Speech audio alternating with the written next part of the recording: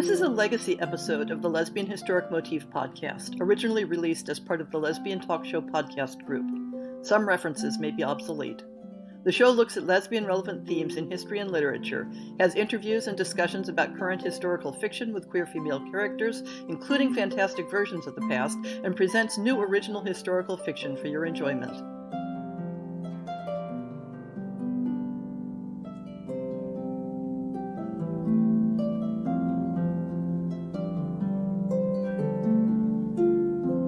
This week, Justine Saracen joins us again to talk about some favorite books she's read that feature queer women in history. Welcome back, Justine. Thank you for having me back. This is just a very brief remark. I was so impressed by Sarah Waters that I recommend her wholeheartedly. She writes primarily about Victorian England. Her two most famous books take place in the Victorian era. But she wrote one World War II novel. And I forget, do you remember the name? Is that The Paying Guests? Is that the one? No. It precedes The Paying Guests, and I don't have it in my library. So something about a child. Well, but she starts post-war and then goes back. She moves backwards in time. She's an enormously creative, inventive writer. She's full of surprises. So I just admire her she's a writer's writer. So I would recommend her without reservation. And I want to add that once I was when I was just starting to write, I only had about 2 or 3 novels out. I was at a book fair in England. And so I was signing books. I was sitting at a table, and she was sitting right next to me. And I think 2 people came, because no one heard of me yet. 2 people came that they bought books and wanted me to sign them. And she had a long, about 40 people.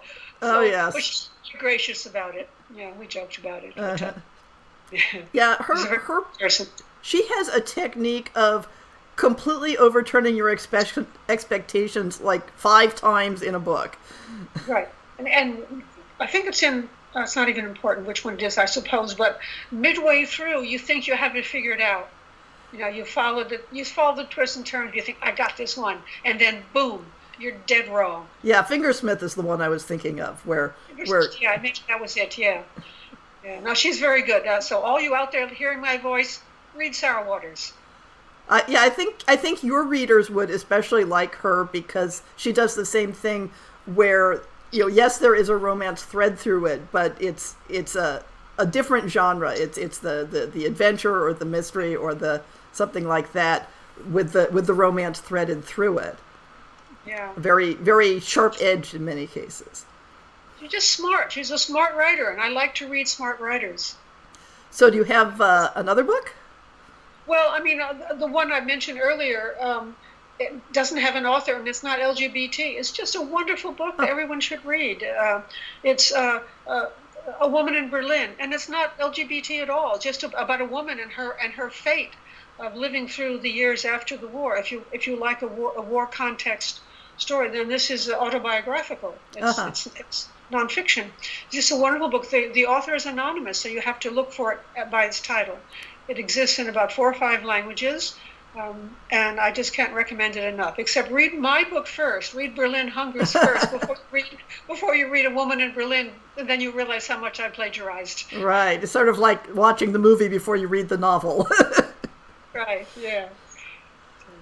And I read a lot of historical books, but they're not LGBT. So I that's really my only recommendation is Sarah Waters. Well, she's certainly definitely an author to recommend highly. Thank you so much. I'll put links to the titles of the books in the show notes, and thank you for sharing your book love with us. And thank you very much for inviting me. It's been a real pleasure.